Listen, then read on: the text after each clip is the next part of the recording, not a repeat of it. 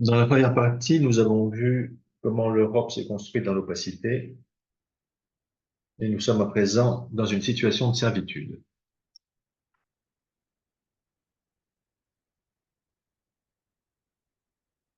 Alors, les raisons de l'opacité de la construction européenne, il y a une volonté de contrôle, de pouvoir, des profits financiers, donc la plutocratie, c'est-à-dire le gouvernement par les riches, la corruption politique, l'emprise des marchés financiers, des multinationales, le contrôle des médias, le capitalisme financier, on peut également appeler un capitalisme de prédation. Mais il y a aussi l'apathie citoyenne, le désintérêt pour la vie de la cité, le défaut d'information, ce qui permet à la plutocratie de prendre le pouvoir. Un schéma pour résumer. En haut, nous avons l'emprise des marchés financiers avec le contrôle de la monnaie. L'UNIS-ERT, c'est des lobbying, des multinationales. Le biopouvoir avec l'Agence européenne du médicament, l'Organisation mondiale de la santé. Et puis l'OTAN, les États-Unis.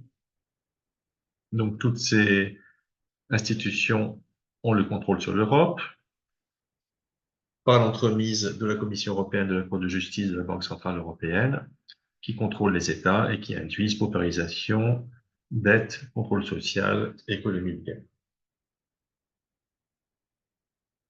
Nous avons vu que le processus avait connu un tournant en 1984 avec le rejet de la coopération, le rejet du projet Spinelli. 1984, c'est le titre d'un livre bien connu, où il est question de manipulation de l'information, de désinformation, de condamnation de la malpensance, voter contre Maastricht et être anti-européen, une diabolisation des opposants, s'opposer à une nouvelle technologie en phase expérimentale, c'est être anti-vax, la révision de l'histoire, occulter l'avant 2022 en Ukraine, par exemple, et de manière générale, l'utilisation de la novlangue telle que ça a été décrit, par exemple, dans le livre de Jean-Paul Fitoussi. 1984, c'est également la date de parution du livre du docteur Lobachevski, un psychiatre polonais, sur la pathocratie. Et en analogie avec les personnalités sociopathiques, les psychopathes, les pathocraties est un système politique où les dirigeants sont animés par une volonté de nuire. C'est un système qui avance de façon cachée, qui contourne les lois, qui use de la manipulation, qui cherche à imposer ses propres lois à la société pour assouvir un désir de puissance et tirer du profit. Un système pathocratique se sert d'un pays comme d'une source de butin et, une fois au pouvoir, a recours à la peur, à la force, à la guerre sans aucune considération pour la vie humaine. Ce système s'installe sur une société matérialiste qui a perdu ses valeurs, qui a perdu du sens, avec un individualisme marqué, une société qui a perdu ses valeurs, ses repères. On a des témoins, par exemple, avec l'augmentation de la consommation de drogue ou de psychotropes. Comme ce système avance de façon cachée, et comme il est difficile de concevoir qu'un système politique ait pour objectif de nuire à la population, le déni vient s'ajouter à l'apathie citoyenne, au désintérêt pour la chose publique ou au défaut d'information. La pathocratie exerce un contrôle social en usant de la peur de la mort ou par l'intermédiaire d'une augmentation inconsidérée de la dette ou par la guerre, et cela induit une situation de servitude.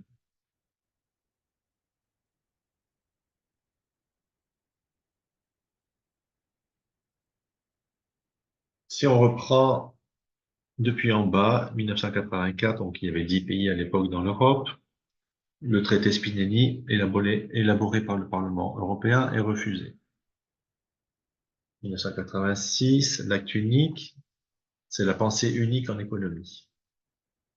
1992, traité de Maastricht, avec 3 référendums, un traité opaque, un débat faussé et un déni démocratique ont fait revoter correctement les votes qui ont refusé dans un premier temps le traité. 1994, le rapport Herman, rapport sur l'opacité de Maastricht, rapport ignoré. 1999, la négation du droit international par l'OTAN. 2001, traité de Nice, déni démocratique, on fait revoter un peuple qui a mal voté. 2005, le traité établissant une constitution pour l'Europe, un traité opaque, un débat faussé, de nouveau, puisque on nous demande à voter oui ou non pour un traité qui est élaboré dans l'opacité, en occultant toutes les autres possibilités. Déni démocratique, puisque les principes seront repris dans le traité de Lisbonne. Traité de Lisbonne, traité opaque, de nouveau, débat faussé, déni démocratique. 2012, la gouvernance remplace la notion de démocratie. 2018, le contrôle de l'information. Et 2020, on voit que la Commission outrepasse ouvertement, la présidente de la Commission européenne dépasse ouvertement ses fonctions. Ce déni de démocratie qui évolue de façon opaque et insidieuse depuis 1984 avec des simulacres d'élections au Parlement européen, parfois de référendum, et le plus souvent sans référendum. Et comme les traités constitutionnalisent les théories économiques, il faudrait un doctorat en économie pour comprendre les traités. Il est donc inutile de demander l'avis du peuple. Nous avons donc depuis 1984 une extorsion répétée de consentement de façon cachée. Ce processus se dévoile au grand jour en 2020 avec la gestion par la peur de la crise de la Covid-19 et une extorsion délibérée du consentement pour la vaccination. La gestion de la crise de la Covid-19 entérine la fin de la démocratie, marque l'évolution vers une société de contrôle. On pourrait ça appeler aussi un libéralisme autoritaire, un modèle chinois, qui est le prélude à une déshumanisation de nos sociétés. Alors, concernant la crise de la Covid-19, on ne sait toujours pas ce qu'il en est par rapport à l'origine naturelle ou artificielle du virus. C'est la première fois qu'une maladie est gérée par le secret défense. Il y a eu disparition des règles de l'expertise sanitaire, disparition de la démocratie sanitaire, la pensée unique en médecine, il n'y a pas d'alternative à la vaccination, des mensonges, tous vaccinés, tous protégés, les effets secondaires des vaccins ont été cachés, des fraudes comme l'affaire du Lancet avec les manipulations concernant l'hydroxychloroquine, la mise à l'écart de toute autre possibilité de traitement, un management par la peur, on avait annoncé 400 000 morts, une extorsion du consentement pour un produit en phase expérimentale et des confinements imposés sans justification scientifique. Nous vivons donc avec le dogme de la pensée unique. Il n'y a pas d'alternative à la concurrence et au libre-échange, il n'y a pas d'alternative à la libre circulation des capitaux, pas d'alternative à la monnaie unique, pas d'alternative à la vaccination d'un produit en phase expérimentale, pas d'alternative à la guerre contre la Russie, que ce soit pour l'Europe, l'économie, le Covid-19, la Russie, le débat est interdit. Il y a donc nécessité d'un véritable débat citoyen sur l'Europe. Faut-il sortir de l'Europe? Si on veut une Europe, c'est pour quelle finalité? Comment positionner alors le curseur entre un fédéralisme et le souverainisme, le principe de subsidiarité? L'Europe est-elle définie par des frontières, lesquelles, ou par un projet? Et au préalable, il nous faut définir l'identité européenne.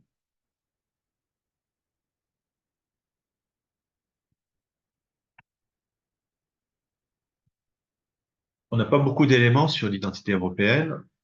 En 1973, il y a eu une déclaration du sommet de Copenhague sur l'identité européenne.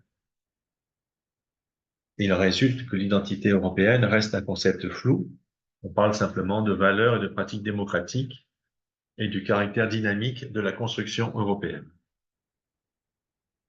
Dans le traité de Maastricht, il est dit que la communauté contribue à l'épanouissement des cultures des États membres dans le respect de leur diversité nationale et régionale, tout en mettant en évidence l'héritage culturel commun.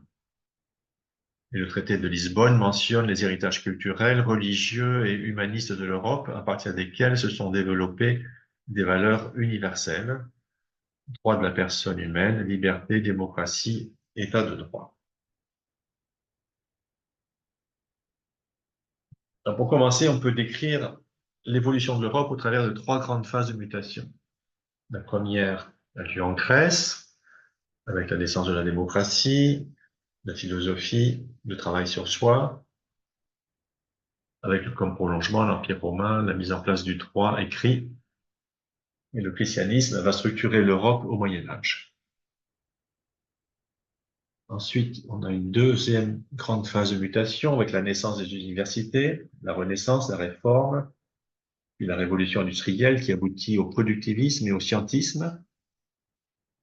Et au terme de cette seconde phase de mutation, l'Europe atteint l'apogée de sa puissance et cette volonté de pouvoir s'exacerbera dans les deux guerres mondiales. La troisième phase de mutation n'est encore qu'un stade embryonnaire. Le scientisme est remis en question au tout début du XXe siècle avec la physique quantique. Et l'objectif de cette troisième phase de mutation est de conjoindre science et conscience, science et spiritualité, de renoncer à la prédation et à la volonté de puissance pour affirmer la primauté de l'éthique et du droit.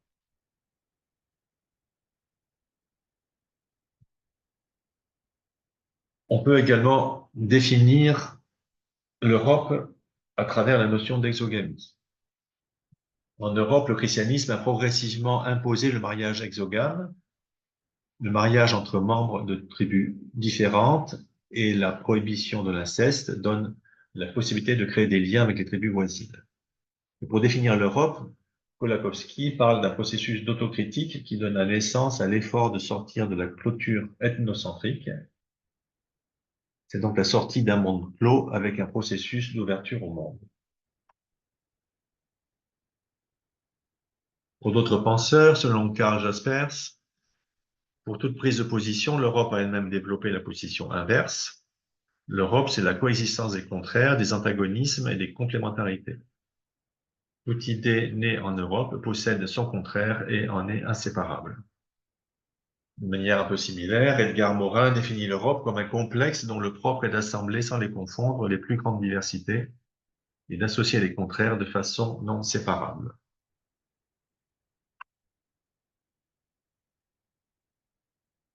Alors, tout ceci nous amène aux travaux d'Emmanuel Todd. L'Europe est caractérisée par une structure anthropologique unique au monde, avec une mosaïque de 4 systèmes familiaux exogames dont la répartition est stable entre 1500 et le début du XXe siècle. La famille communautaire exogame, la famille souche, la famille nucléaire égalitaire, la famille nucléaire absolue. Et Emmanuel Todd nous précise que chaque système familial prédispose à une idéologie politique, économique et religieuse. Voici une carte simplifiée, avec donc en rouge la famille communautaire exogame, en jaune la famille nucléaire absolue, en bleu la famille nucléaire égalitaire, en vert foncé la famille souche, en vert clair la famille souche incomplète. Et puis en rose, au niveau de la Turquie, on retrouve une famille communautaire endogame. Alors, on va expliciter tout ça. Les quatre familles sont représentées ici en fonction des notions d'égalité, d'inégalité, de liberté ou d'autorité. Donc, liberté ou autorité, autorité si la famille reste sous un toit familial élargi avec l'autorité des grands-parents. Liberté si la famille va fonder son couple à l'extérieur, une famille donc nucléaire, un noyau. Égalité au niveau de l'héritage, inégalité au niveau de l'héritage entre frères et sœurs.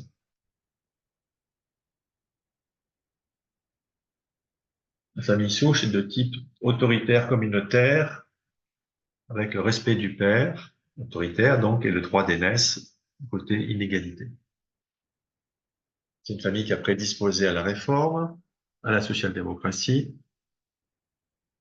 et à un certain type de capitalisme, un capitalisme de type industriel, avec une réussite collective qui est marquée par une forte créativité.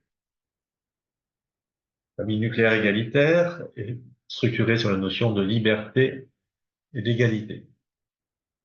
L'individualisme est moins marqué que dans la famille nucléaire absolue. Le refus de l'autorité peut faire évoluer vers des mouvements révolutionnels ou une tendance à l'anarchie. C'est une famille qui a une vision universaliste, qui a prédisposé la contre-réforme. Sur le plan politique, favorise le libéralisme politique, mais aussi parfois des régimes de type militaire. La famille souche incomplète, on la retrouve dans la zone de rencontre entre la famille souche et la famille nucléaire égalitaire. Un seul enfant est admis à cohabiter avec les parents, mais le partage des terres est relativement égalitaire. La famille nucléaire absolue, fondée sur le principe de liberté, elle est plutôt inégalitaire, elle favorise l'anglicanisme, elle accepte les inégalités entre les hommes, elle peut dévier vers les civilisés contre les barbares, il y a l'apartheid, on se rappelle de l'axe du mal dans la terminologie américaine. Elle prédispose au libéralisme économique, avec la réussite individuelle et une méfiance vis-à-vis de l'État, et un capitalisme de type financier, avec valorisation du court terme. La famille communautaire exogame, elle est de type égalitaire autoritaire, donc soumise à l'autorité du père. Tous les fils peuvent se marier et vivre au domicile parental. Sur le plan politique, elle favorise un régime autoritaire, le communisme, le capitalisme d'État planifié, centralisateur. Et sur cette structure, il est impossible que le néolibéralisme puisse se développer, pas plus que le communisme ne pourrait se développer sur la famille nucléaire absolue. La famille communautaire endogame se retrouve dans le monde arabo-musulman, elle est de type communautaire, autoritaire, inégalitaire. Elle est caractérisée par une forte soumission de la femme. Elle favorise l'endogamie, d'où la difficulté d'ouverture à la modernité, bien que le Coran n'interdise pas la séparation entre le temporel et le spirituel. La France est un cas particulier dans la mesure où c'est le seul pays où on retrouve les 4 types familiaux exogames.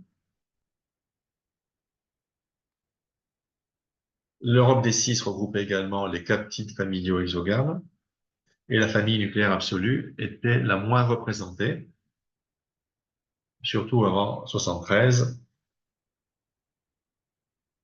dans la mesure où le Royaume-Uni a une forte partie structurée sur la famille nucléaire absolue. Donc on revoit cette carte.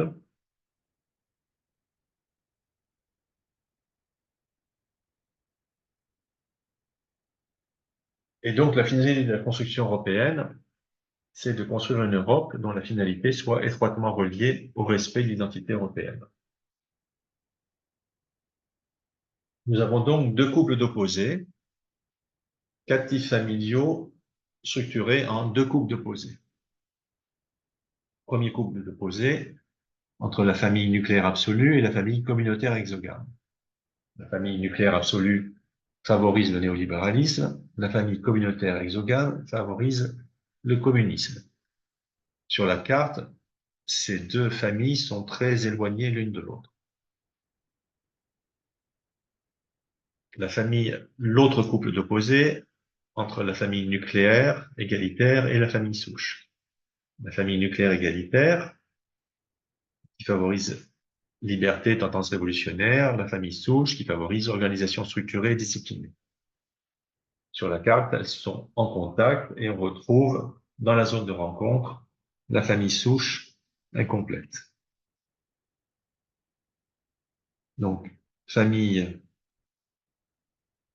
nucléaire absolue en jaune, famille communautaire exogame en rouge, très éloignées l'une de l'autre, famille souche en vert foncé, famille nucléaire égalitaire en bleu, en contact l'une avec l'autre, avec dans la zone de rencontre, en vert clair, la famille souche incomplète.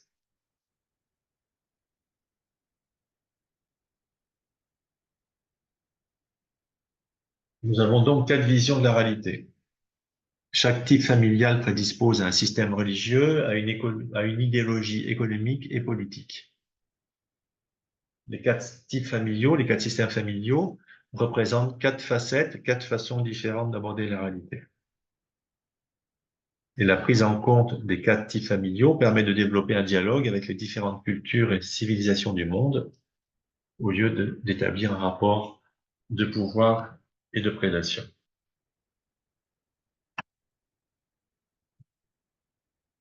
L'Europe se distingue donc de la Russie. La Russie est structurée exclusivement sur la famille communautaire exogame. Et l'Europe se distingue également des États-Unis, qui est structurée exclusivement sur la famille nucléaire absolue. La Russie privilégie donc un système communautaire, les États-Unis, l'individualisme. Respecter l'identité européenne, cela signifie d'avoir conscience des quatre types familiaux qui ramènent à quatre dimensions. La dimension de protection, qui peut être par exemple la préférence communautaire, comme l'union douanière du traité de Rome, une dimension sociale et environnementale, un esprit de créativité et le besoin d'entreprendre. Du fait des différences dans la structure familiale, les États-Unis et l'Europe ne peuvent pas avoir le même projet de société. Cependant, depuis l'acte unique, tout se passe comme si l'identité européenne était réduite aux seules valeurs véhiculées par la famille nucléaire absolue, à savoir la pensée unique du néolibéralisme. C'est la raison pour laquelle la construction européenne, depuis 1984, n'est pas en accord avec les valeurs européennes. L'Europe est structurée sur des couples d'opposés, sur deux couples d'opposés, d'où une nécessaire régulation entre ces opposés.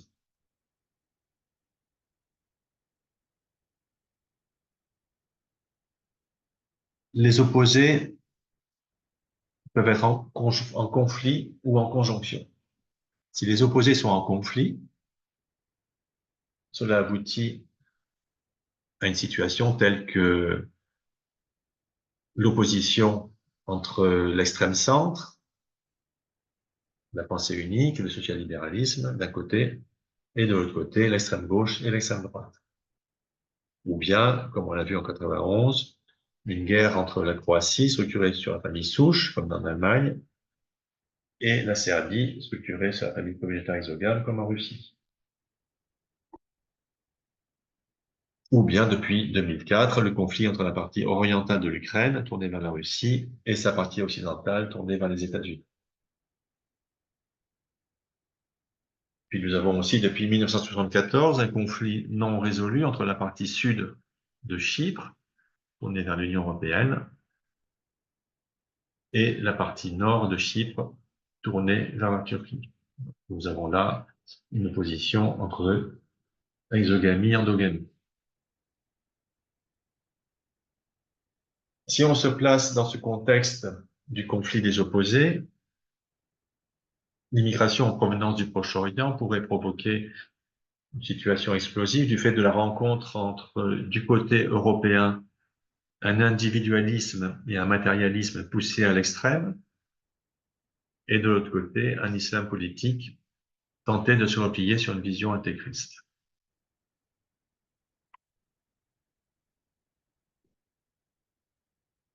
Donc, la tendance naturelle, lorsqu'on a ces deux pôles opposés, c'est que les opposés soient en conflit. Il est beaucoup plus difficile de construire un projet pour mettre les opposés en conjonction, c'est-à-dire d'assembler les contraires avec un élément central faiblement centralisé. C'est le principe de la subsidiarité ascendante, comme dans le projet Spinelli, de manière à respecter la diversité, un élément central qui soit régulateur et coordinateur entre quatre visions du monde pour développer une pensée complexe et non pas une pensée unique.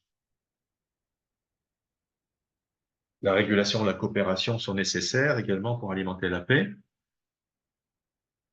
Et ce projet s'inscrit dans le cadre de la mutation en cours depuis le début du XXe siècle qui remet en cause le scientisme avec la naissance de la physique quantique et qui vise à conjoindre science et conscience.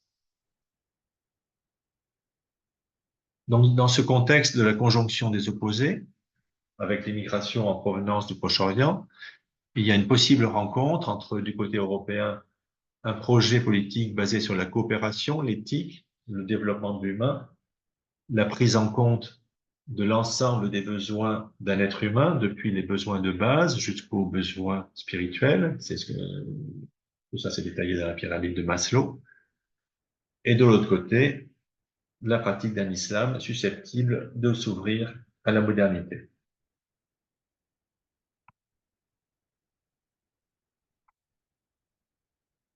Si on voulait élaborer les véritables choix, si nous étions en démocratie, si la population était véritablement informée, pouvait débattre, et puis si un référendum était organisé, les choix pourraient être entre le souverainisme, avec une Europe des nations, éventuellement des coopérations à la carte, l'actuelle Union européenne, qui s'inscrit dans le cadre du conflit des opposés, ou bien une Europe qui serait en accord avec son identité et qui serait cette fois-ci fondée sur la conjonction des opposés.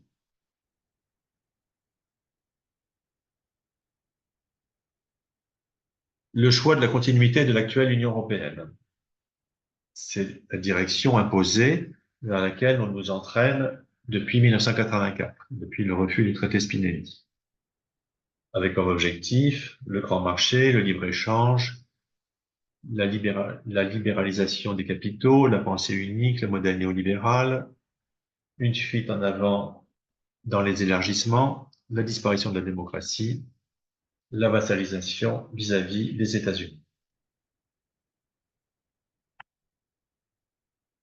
Dans cette hypothèse, la réforme des institutions viserait à renforcer le pouvoir de la technostructure de la Commission européenne, à diminuer celui des États, avec la disparition de la règle de l'unanimité, voire même construire un État européen avec une disparition des nations.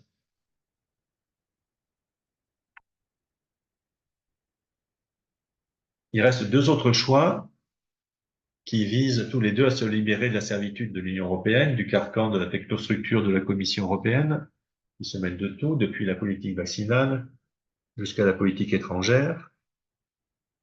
On a ainsi dilapidé des milliards d'euros dans la gestion de la crise de la Covid-19, dans le soutien à l'objectif géopolitique des États-Unis avec la guerre en Ukraine. Et tout ceci est en contradiction avec les objectifs affichés de paix et de développement durable pour 2030. Et tout ceci ne répond pas aux besoins des Européens.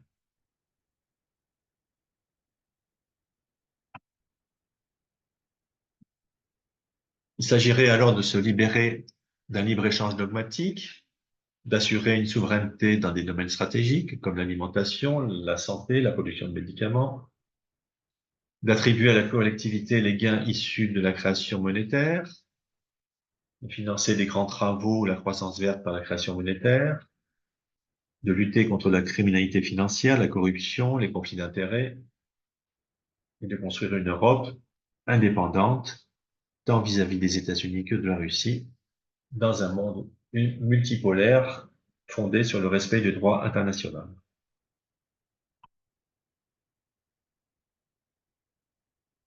Dans le choix de la sortie de l'Europe, l'objectif est de retrouver une indépendance nationale avec la possibilité de créer des coopérations à la carte sur des projets industriels, ou bien une confédération, une Europe des nations. Dans ce dernier cas, l'organe décisionnel serait un Conseil européen constitué uniquement des chefs d'État et de gouvernement, un Conseil européen restreint, et les décisions seraient prises à l'unanimité. La Commission européenne ne ferait que mettre en œuvre les décisions prises par le Conseil européen restreint et sa taille serait réduite.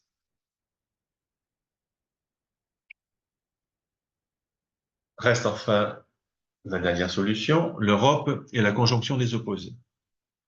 L'objectif est de passer de la pensée unique à la pensée complexe, de refonder la démocratie européenne en respectant le principe de subsidiarité dans sa version ascendante, afin de respecter la place des nations,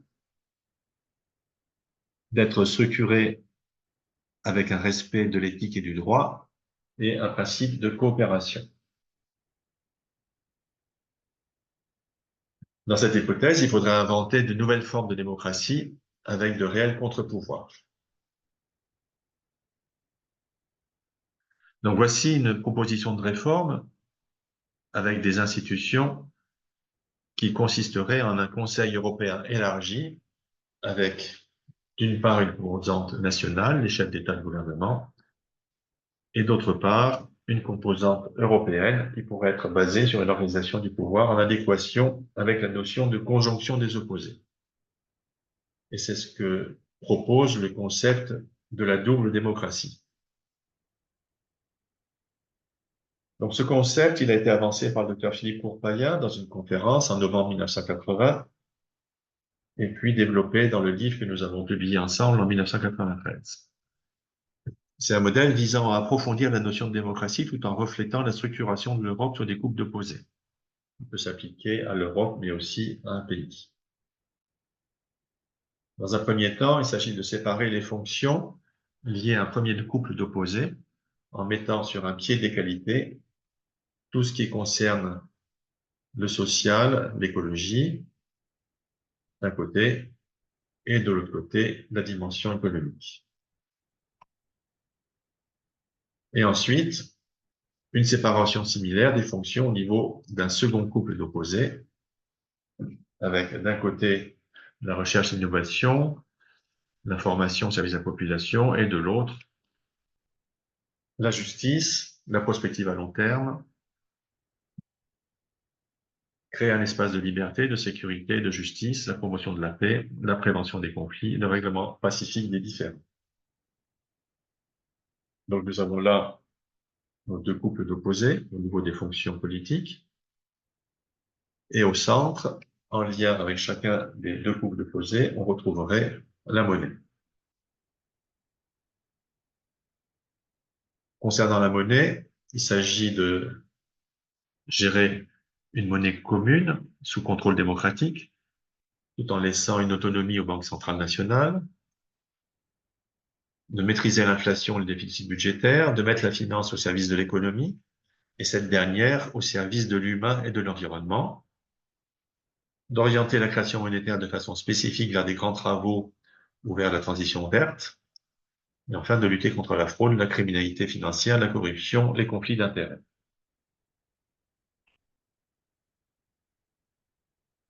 Le Parlement européen, les députés européens devraient être élus par des listes transnationales avec une procédure uniforme dans tous les pays pour contribuer au même débat sur les enjeux européens.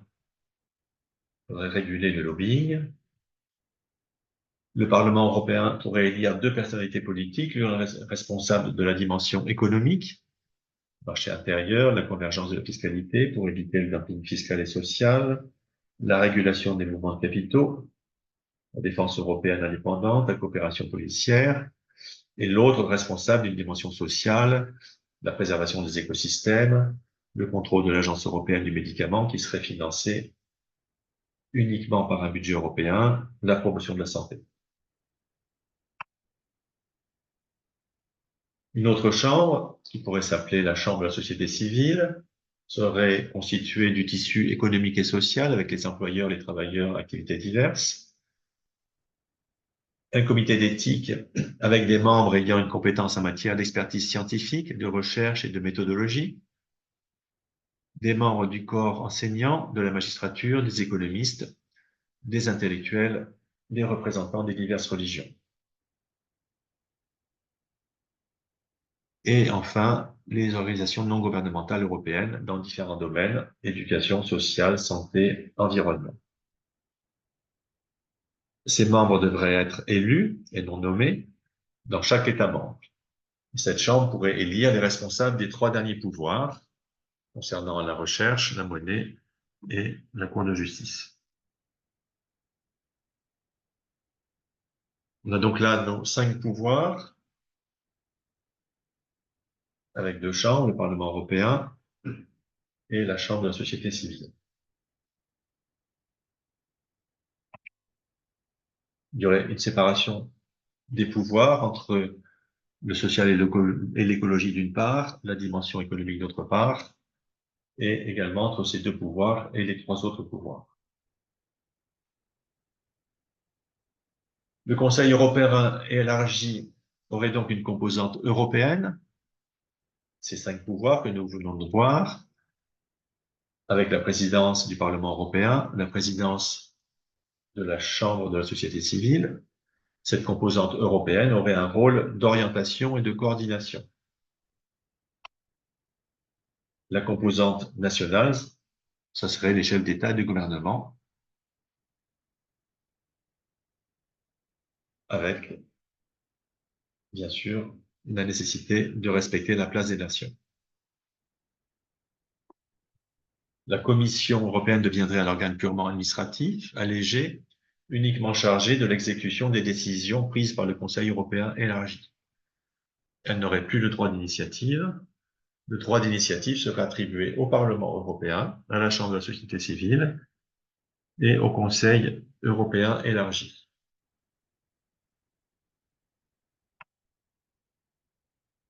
La codécision nécessiterait un vote du Parlement européen, de la Chambre de la société civile, du Conseil de l'Union européenne, des représentants des parlements nationaux, du Comité des régions, et on pourrait imaginer que le Comité des régions puisse organiser régulièrement, à partir de la base, des débats réguliers au niveau des départements et des régions.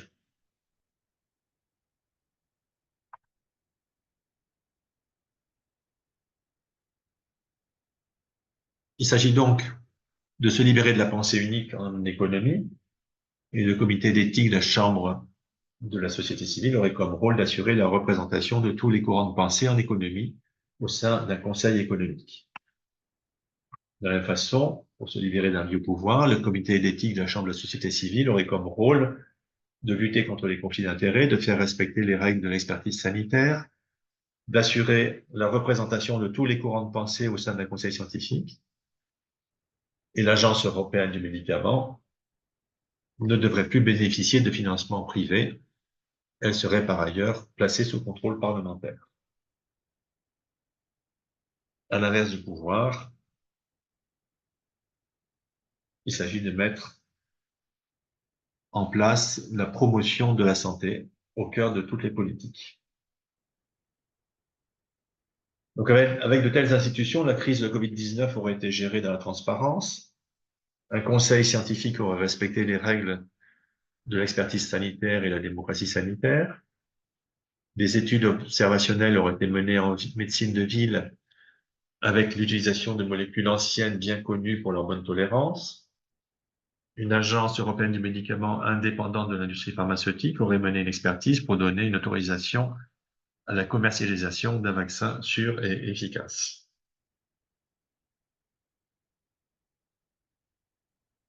Cette Europe fondée sur la conjonction des opposés s'inscrit dans la promotion d'un monde multipolaire avec la volonté de se libérer de toute volonté de pouvoir et de prédation, de respecter les diverses cultures et civilisations au lieu d'avoir un monde uniformisé par la globalisation économique, d'organiser une coopération entre une douzaine d'ensembles régionaux au niveau mondial.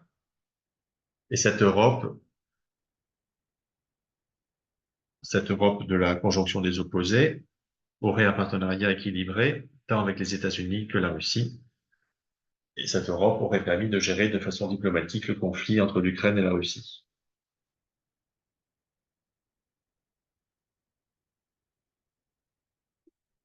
Ce monde multipolaire a donc l'objectif de se libérer de toute volonté de pouvoir et de prédation. Cela nécessite que tous les pays respectent le droit international, reconnaissent la Cour internationale de justice. Cela nécessite une coopération internationale dans la gestion des ressources et des matières premières, afin d'éviter les risques de conflits et de guerre. Et cela nécessite un Conseil de sécurité élargi avec la suppression du droit de veto.